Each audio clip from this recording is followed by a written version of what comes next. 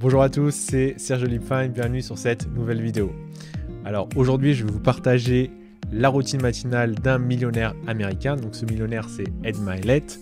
C'est un entrepreneur, un business coach et un investisseur. Et donc, il nous partage les actions qu'il fait le matin.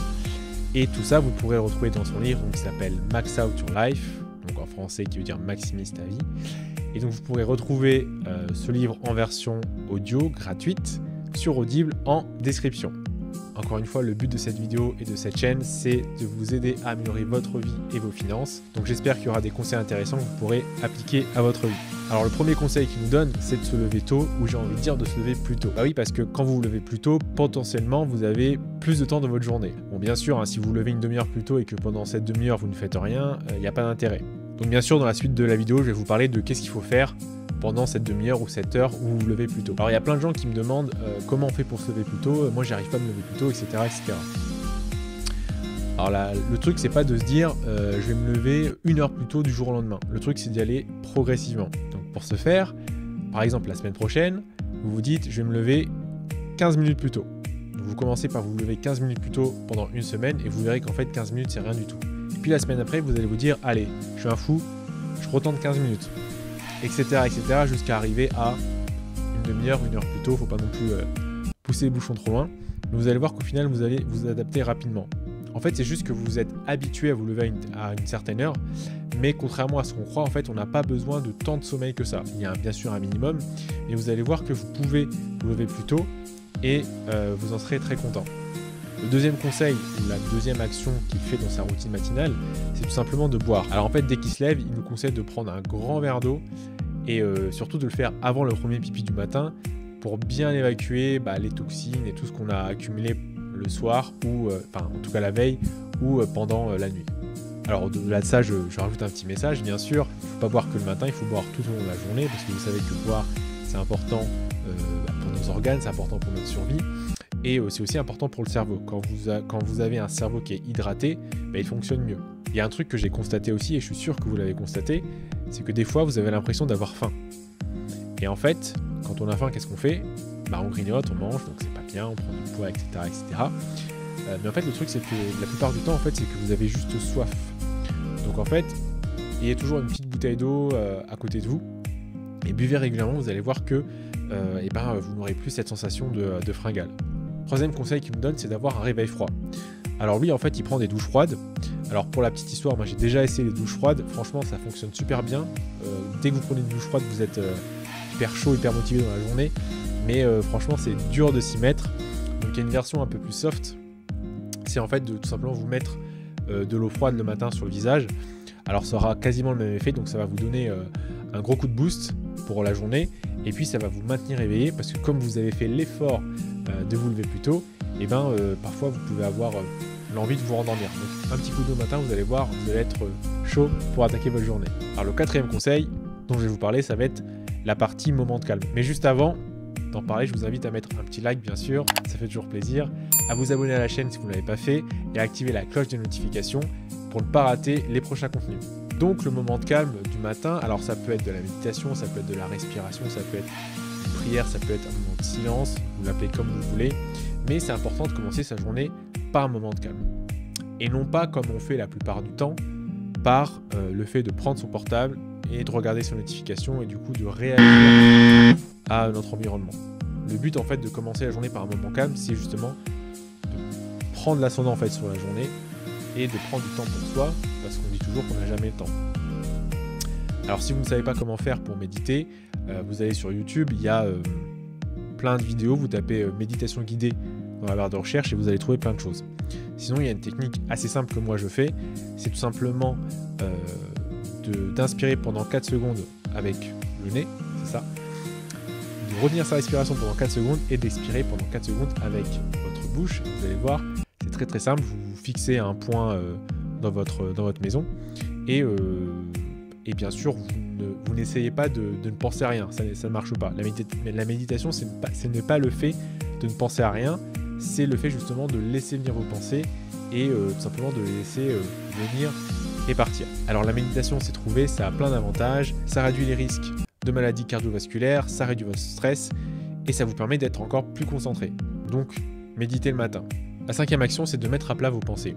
Alors en fait, ça consiste à répondre à une série de questions qui va faire que quand vous allez répondre à ces questions-là, eh ben, vous allez commencer la journée avec un état d'esprit positif et vous allez être plus concentré et aussi vous allez donner plus de sens à votre journée. Donc je vais vous donner quelques exemples de questions, mais vous pourrez les retrouver en description. Je mettrai un lien vers un Google Drive, donc vous pourrez télécharger la liste des questions et vous n'aurez ni à mettre de mail ni quoi que ce soit, vous pourrez juste télécharger le fichier. Une des questions, c'est par exemple, de quoi suis-je fier dans ma vie? Ouais, parce qu'on pense toujours à nos échecs, on pense toujours à ce qu'on a raté, mais on pense jamais à ce qu'on a déjà accompli. Et donc le fait de penser à ce qu'on a déjà accompli, eh ben, ça permet de vous redonner un peu de motivation pour votre ego et donc d'attaquer la journée sereinement. Une autre question, c'est par exemple qui j'aime, donc quelles sont les personnes que vous aimez. Et encore une fois, le fait de vous rappeler quelles sont les personnes que vous aimez, ça vous donne du sens, ça vous donne de la motivation pour attaquer votre journée, pour surmonter les obstacles auxquels vous pourrez faire face. Alors vous pouvez répondre à ces questions de manière orale, de votre tête. Vous pouvez aussi les écrire sur un papier, sur un journal, c'est encore mieux. Ça aura encore plus d'effet. Le 6e conseil, c'est de faire du sport. Alors, vous savez comme moi les bienfaits du sport. Le sport, c'est la santé, etc.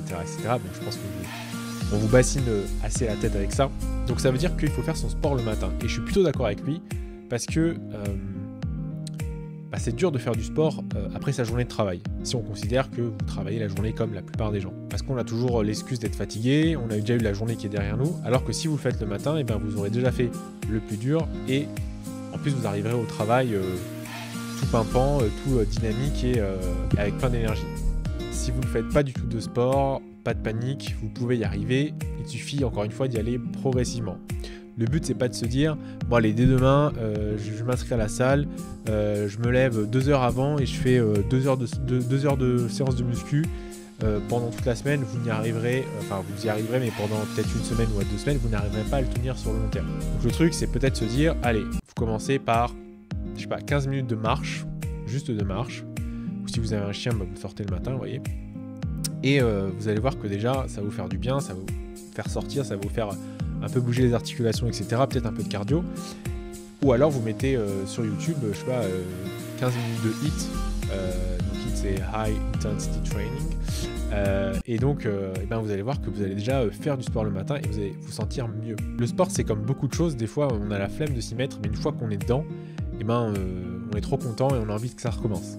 Et donc, comme le fait de se lever tôt, après, vous pouvez, la semaine d'après, peut-être faire 15 minutes de plus, vous voyez, et y aller progressivement. Parce qu'encore une fois, c'est le fait de tenir cette habitude qui va faire que vous aurez des résultats sur le long terme et donc de meilleurs résultats que si vous faites du zèle pendant 10 jours. Alors, 7e et dernier conseil, c'est le fait de manger. Donc de prendre un petit déjeuner. Alors, je sais. Il y en a plein d'entre nous qui ne mangent pas le matin, soit parce que vous n'avez pas le temps, et bon, du coup ça se sera résolu parce que vous allez vous lever plus tôt, soit parce que vous êtes quelqu'un qui ne mange pas le matin, parce que par exemple vous faites du jeûne intermittent. Pour ceux qui ne savent pas ce que c'est le jeûne intermittent, je vous invite à regarder sur Google, mais pour expliquer brièvement et simplement, c'est par exemple le fait de se dire, la veille vous arrêtez de manger à 21h et vous remangez le lendemain à 14h. En fait, c'est le fait de réduire la période où vous mangez. Alors, il y a plein de bienfaits au jeûne intermittent, sinon personne ne le ferait. Bien sûr, le jeûne, comme tout jeûne, ça permet de vous détoxifier, ça vous permet de perdre du poids, etc.